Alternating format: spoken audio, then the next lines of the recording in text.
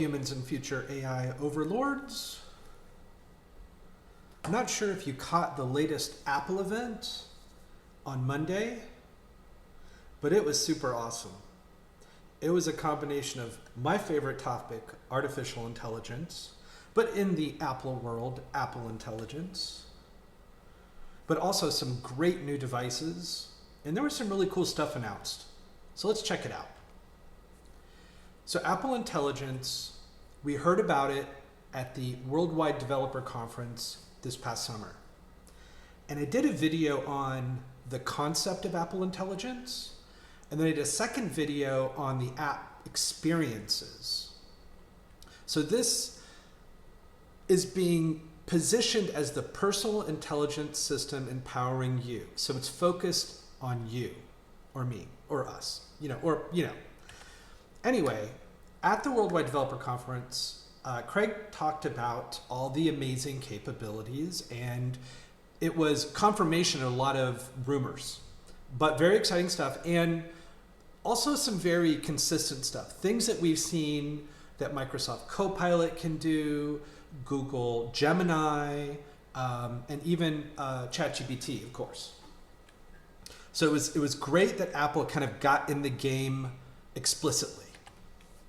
Now, on Monday, Craig talked again about Apple Intelligence, but in the context of this event with announcing new hardware and new devices, and it was fantastic. But he did say very quickly that this Apple Intelligence would be available in beta starting next month. So they were hyping it big, and the thing I'm really nervous about is people getting their new fancy iPhones, and they're gonna be like, hey, where is the Apple Intelligence? And they're gonna be really bummed because they did highlight it. But anyway, it was one of those things where like I had people tell me like, oh, I'm so excited to get Apple Intelligence. And I'm like, oh yeah, what device are you on? And like, oh, iPhone 14. I'm like, ooh, no, that's not going to get Apple Intelligence. Like that device is not approved. Anyway, but I'm just a little bit, I know Apple isn't big on, putting out information that is not all like super positive, exciting, and the future is coming and all that kind of fun stuff. But anyway, it's just, I already heard from a few people that there was some misunderstandings about what they were getting and when they could get it.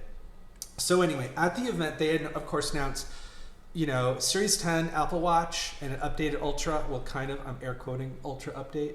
Of course, updated AirPods. You've got the AirPods Max, which I do love them, and getting a USB-C would be great. And then, of course, the AirPods. Different versions of the AirPods. You've got the AirPods and AirPods with A and C. Then you've got the AirPods Pro.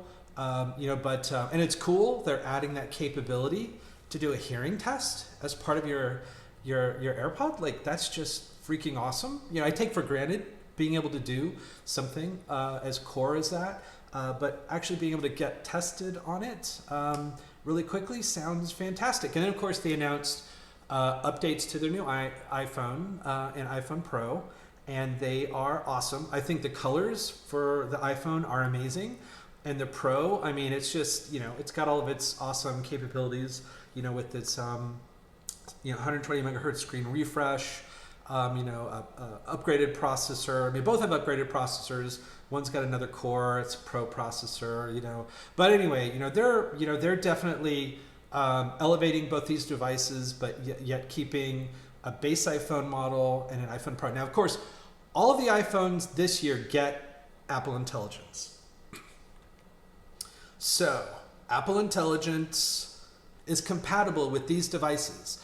So last year, when they released the iPhones, only the iPhone Pro and the iPhone Pro Max from last year get Apple Intelligence. iPads with an M1 or later, iPad Airs with an M1 or later, MacBook Airs with an M1 or later. Are you sensing it? Anything with an M1, MacBook Pro, iMac Mini, Mac Studio, Mac Pro. I mean, you get, if you've got an M processor in it, you're good.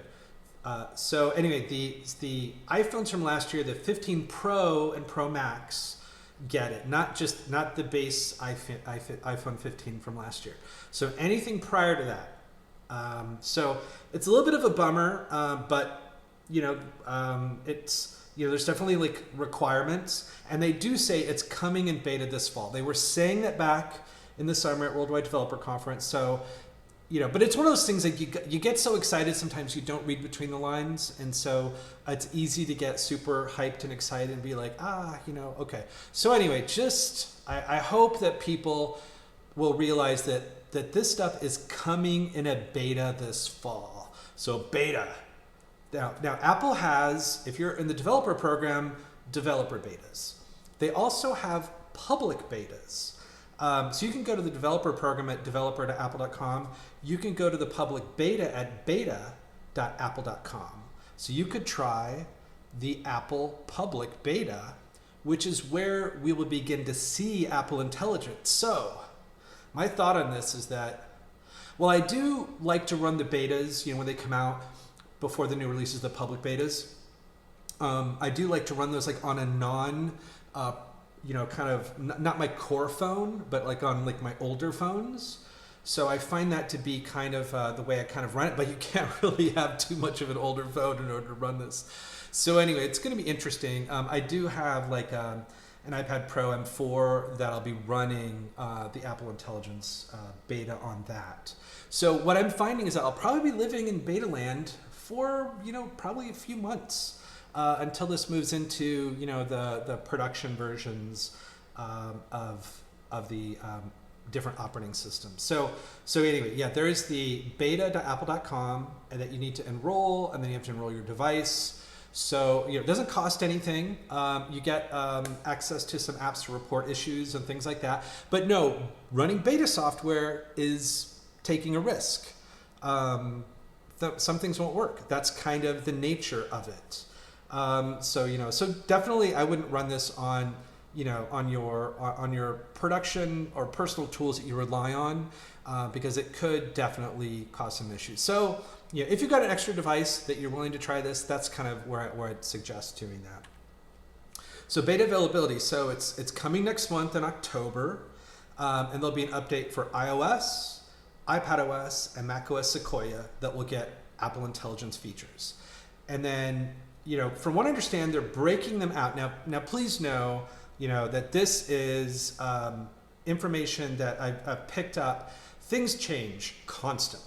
We live in a world, when we talk about software releases, software as a service, things are so dynamic and change. So this is not gospel by any means. Apple can delay and change, and so you never really know. But the plan, from what I understand, is that we'll see 18.1 and 15.1 for iOS, iPadOS, and macOS coming up in October, and then we'll see 18.2 that'll have additional features. So we're going to see these Apple Intelligence features roll out, and they've even talked about these into next year, because it's coming out in English first, and then it will come out in other languages that they'll be adding, and apparently the language translation stuff is going to take longer. So anyway, we're going to get, like writing tools, the notifications, Siri, updates to Siri, which I'm so excited. I'm so excited to have it updated where I can actually use that assistant, because literally I have just really rarely, I use it, but just in like such limited basic ways. I'm a big user of Google Assistant, but what's incredible is a lot of these legacy assistants, from Cortana to Siri to Google Assistant, to Alexa. These are very much legacy assistants now. Now that we've got these modern AI tools that are so much smarter and so much more capable, it's going to be interesting. And we're going through that weird transition where you've got these assistants that can do certain things. You've got these new chatbots and AIs that can do certain things. And, transitioning in that is kind of a difficult transition when it comes to your smartphone, your IoT, your smart home devices. So it's, we're all going through it. All the big companies are transitioning, and it's, it's going to be a challenge. But anyway, in the beta for 18.1, I'm talking about iOS and iPadOS. We're going to see basically, some of the writing tools. And these are all these rewriting, proofread, summary, capabilities, converting, text into tables and stuff like that. I mean, this is very much things I do every day, whether I'm using Gmail personally or Copilot at work or whatever. It is very much a part of my everyday behavior. So to have these services integrated directly into the apps that I use every day will be huge. And I do have to say that, this just kind of highlights, the way I choose tools and capabilities is now being drastically impacted about do these platforms, apps, and services offer intelligence, some aspect of artificial intelligence integrated in them to make it a better experience, and I know we're still in the early times of that. But these capabilities, these writing tools are to come in and really, help us, get stuff done. I mean, it's next level. I mean, it's like, talking about going from handwriting to typing to a computer, to voice input to intelligent summarization, rewriting, proofreading, response. I mean, like, it's awesome. And then you've got your priority notifications. So I have always found notifications on smartphones to be a little bit challenging. Part of it is there's so many notifications. Oh my gosh. So if priority notifications can actually help me with notifications, and that will be great. So it's gonna be interesting to see how that works. I use a lot of the focus mode capability on the Apple platforms because I do like to be able to be to focus my attention when I'm working, when I'm playing, when I'm doing different things. When I want no notifications, do not disturb, But anyway, it's going to be interesting to see how Apple Intelligence works with priority notifications. And they're saying that it's going to just make it better, and that it's going to be able to learn how you work and kind of enhance the way you do it. So, and this is where sometimes I know people get a little uncomfortable, like when when your email begins to prioritize messages for you. And early on, when stuff was happening like that, like in the Microsoft environment, people were a little bit nervous with that. They were like, "Oh, I don't want that. I don't want something to prioritize my notifications for my email." But I love it. It streamlines things. But it's an issue of trust. It's an issue of trust. It's an issue of transition. It's an issue of behavior change. So for all of us, putting trust in some of these tools that we know have issues. Hello, hallucinations. But anyway, but they're getting smarter, they're getting better, they're getting more accurate, and that helps us a great deal. And early adopters of this stuff, I mean, it's kind of the risk that we accept when we try these new technologies, and this is one that we're trying out. So notifications, because I was talking to a friend recently about he was talking about his issue around notifications and just the constant Pavlovian alerts that he got, and just how it was just disrupting him so much. And I'm like, well, use focus modes, set those notifications, so that it'll alert your friends that you're in quiet mode. You're not going to respond to their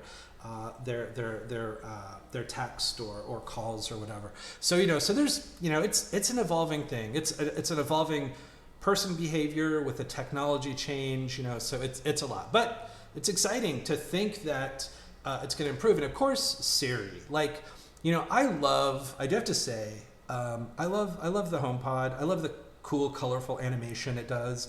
I like the way that they took the Siri logo and made it more dynamic and cool. And now they're basically doing that whole, glow up of the iPhone with the little bordered light. And I think that's super cool because it's bringing Siri, into the context of, not just being, an assistant on your device, but really being aware of what's on your device, what you're looking at that moment, not just a text or voice interaction. So it's pretty exciting to see, and I just cannot wait to have responses, intelligent responses, from Siri about things I'm trying to do or information I'm looking up that will be awesome, because that whole thing about, you ask a question and then it says, well, ask that again from your iPhone, kind of a thing. Or I sent information to your iPhone about that. It's like,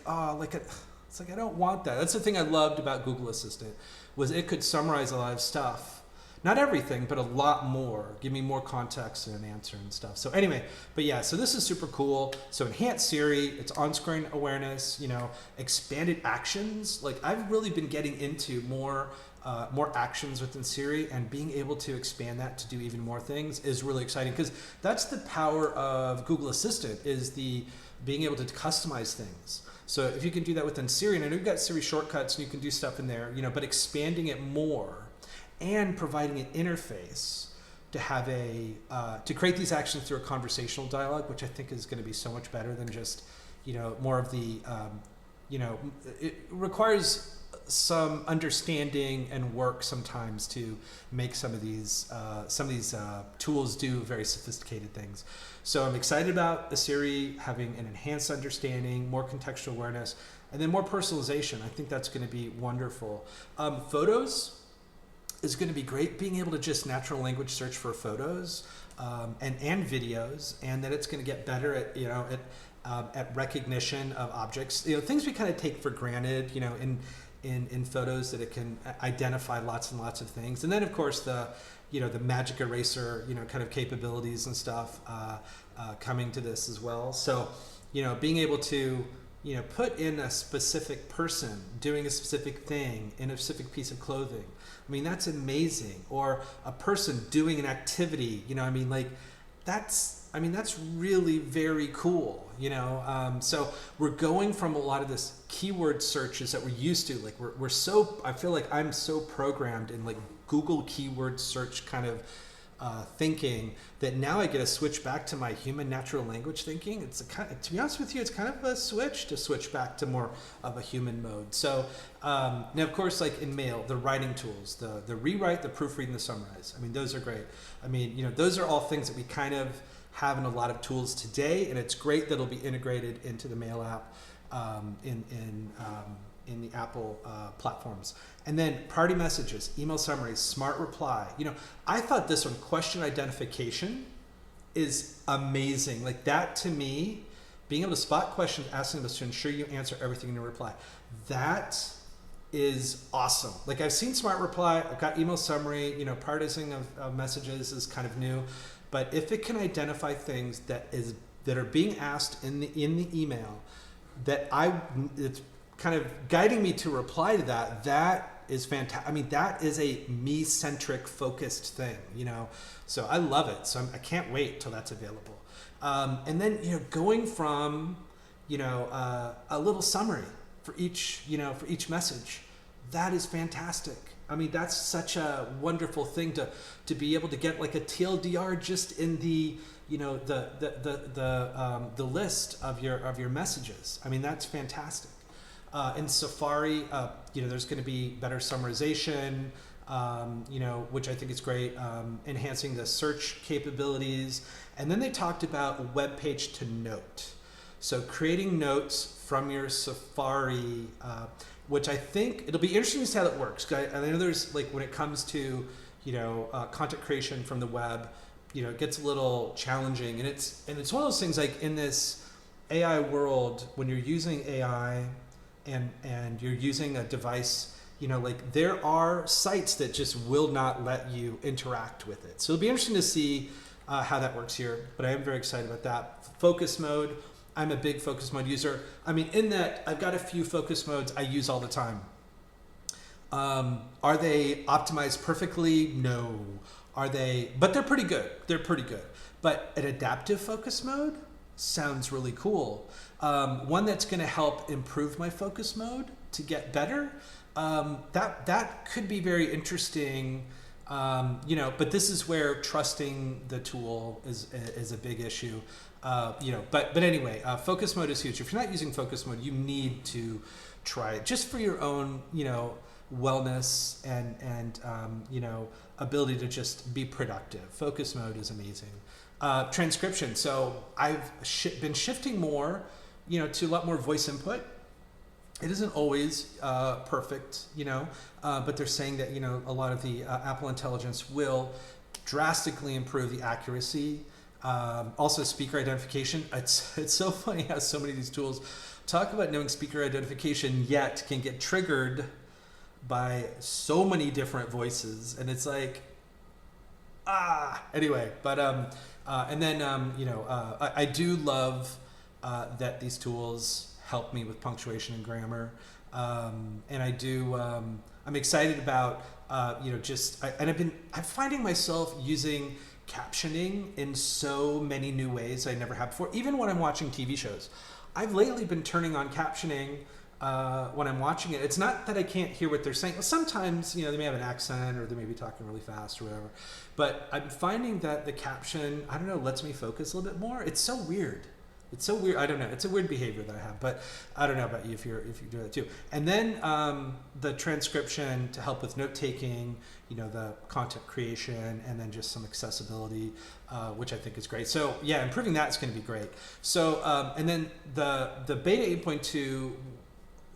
What I'm hearing is that Genmoji, Image Playground, ChatGPT integration will come in beta 8.2. Now, I don't know this for a fact, but these are some of the things that I've seen online, and I'm sorry, but I'm at least trying to be real transparent about that. But it will likely not all come in 18.1. So we'll get some of it in 18.1, we'll get some of it in 18.2.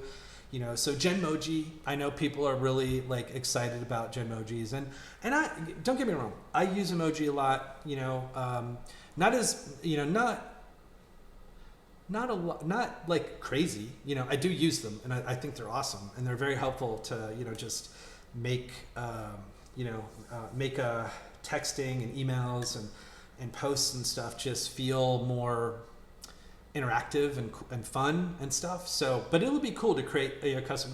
Who knows? I might go crazy emoji. Who knows? It's exciting. So, being able to create these really custom emojis and stuff. So it'll be very interesting to see how that goes. Image Playground looks really cool. I did comment that I was a little bit surprised there wasn't photorealism and stuff here, but of course I think they're trying to steer clear of some of the issues around that we're having, people creating, AI images that are absolutely lacking in truth. People need to be more responsible, and it's sad. It's very sad that people abuse these incredible tools. And what will happen is these people that abuse these tools, it hurts all of us, and to the extent that it causes issues with trust and things like that. But the styles that they have in the Image Playground, you can't mistake them for photorealistic. So that's good in a way that it's not going to contribute to, people with poor decision making, using this in a bad way.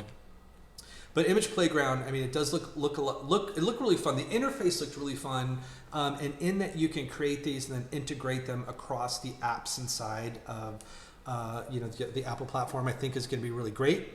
So I'm very excited about playing around with that, and that ability to just begin to utilize Apple Intelligence in lots of exciting, incredible new ways across apps, and the ecosystem is just as cool. Now, of course, ChatGPT integration, it's going to make having it. What I thought was really interesting. The big takeaways for me about ChatGPT integration is that while I love ChatGPT, and I love Google Gemini, and I love Microsoft Copilot, and I love Perplexity AI, and I love Claude. They're amazing capabilities, but they are outside of the flow of the work I do. So when you get these tools that are integrated into the apps and tools that you use all the time, it's so much easier than to cut and paste stuff and move it into a chatbot. So having this integration where you've got your and I did talk about this before, but you've got that the Apple Intelligence environment with the all the information activity about you living inside that Apple bubble, and that private compute moves out to the Apple environment in the web with more complex large language models, do more sophisticated things you can't do on device. But then when you want to work with a third party like ChatGPT, that you can then interact with it, and you can interact with it without creating an account. I think that's great.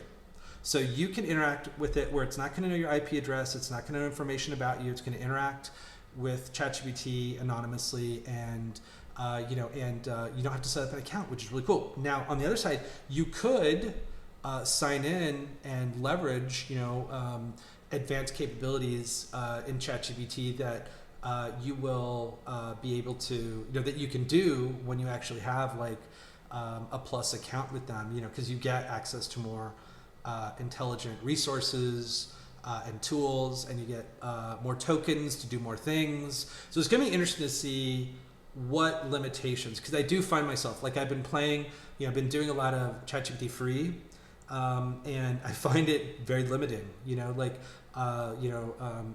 particularly if I want to really do some analytic stuff. It's like, no.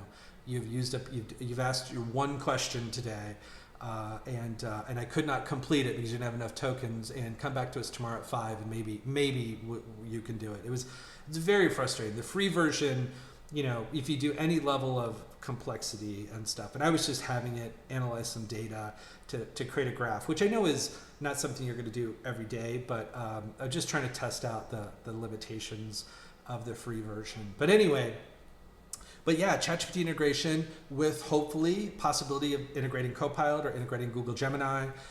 It's very exciting. So what will beta 18.x be? What additional new capabilities may they add in this pipeline of Apple Intelligence? Because there's likely a lot more in the pipeline. So that's what I'm kind of thinking, that, man, I may live in beta land for a while as Apple begins to roll out new capabilities and features. So this could be very cool, to live, to maybe live in that world a little bit. So we'll see. So during the event, the fall event, they had this really cool where they were showing, this gentleman, using an iPhone to do things, and it was very cool because it was showing like a real experiences that people could use. I know people made fun of it, and some of this is stuff that if you've ever used Google Lens in the past, you could do some stuff like this where you could take a picture of things that would identify what it is. So you're out and you see this restaurant, and you use the camera and Apple Intelligence to look at it, and then you're automatically being able to look at a menu and the information about it's just like Googling that location. You see those knowledge cards for locations when you Google stuff. But bringing that up just in the context of you take a picture and it brings up the menu, all that fun stuff. And likely your ability to make reservations and all that fun stuff automatic. So that's seamless experience. These are the kinds of Apple experiences that that they try to build, these seamless experiences. You're not hopping across apps. Like a lot of tools and things that we use in the world are just so siloed and segmented. So I do like Apple's focus on a unified flow experience. The one where they were showing this guy taking a picture of some posters and being able to take that picture, and then in the course of using the camera to take that picture, add this event to your calendar. That's super seamless. That's amazing.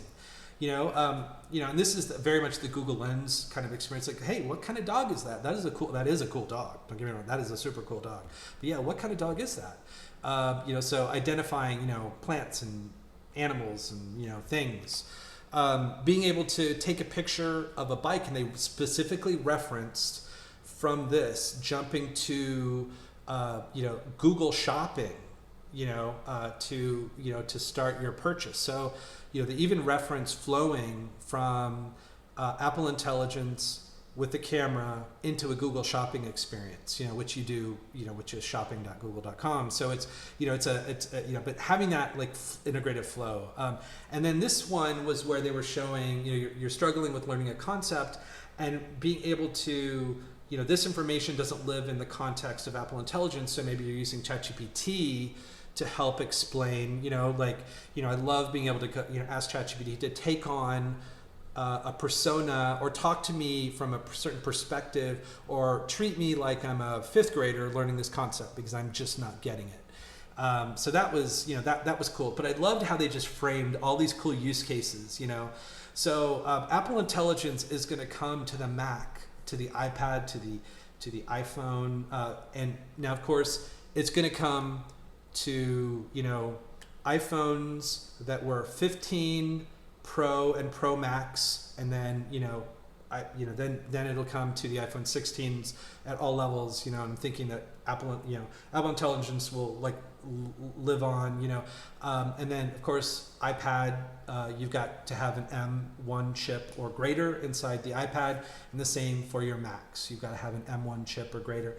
And so it'll be interesting to see how this Apple Intelligence, as it evolves, will the requirements for it, go higher and higher as it becomes smarter, or will will this technology get smarter and not require as much on-device processing power or memory or things like that? So it'll be interesting to see where this goes. But anyway, if you got this far, wow, you're a trooper. Thank you for listening. Apple Intelligence is amazing. I'm excited to really use it and put it to work in the context of what I'm doing as a person, and seeing how it helps me in my personal life and play and work. And I'm excited to see how Apple builds on this.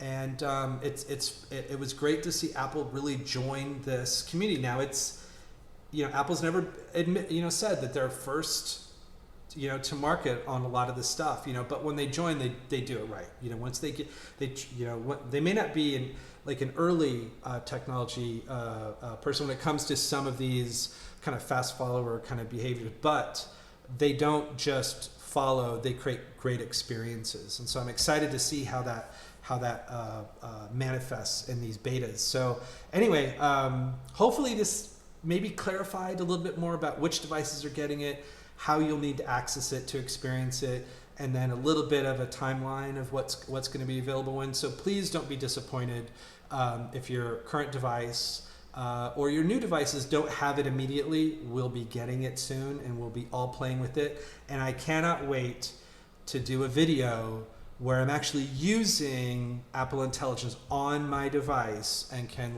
really validate. I believe in Marcus Brownlee when he says you never buy technology based on future promises of capabilities, and that is so true. And I did not buy. This is the first year I have not purchased an Apple device from the fall because I'm not. There's no reason for you to purchase a device until some of these tools are available and working and give me a reason to really upgrade. Which is so not like me. I'm normally updating every other year, either a Pixel or an Apple device. But I've got a trusty old iPad M4 to play around with it. And I will likely be updating my phones sometime later this year. But anyway, you have a wonderful day. I'll see you in the next video.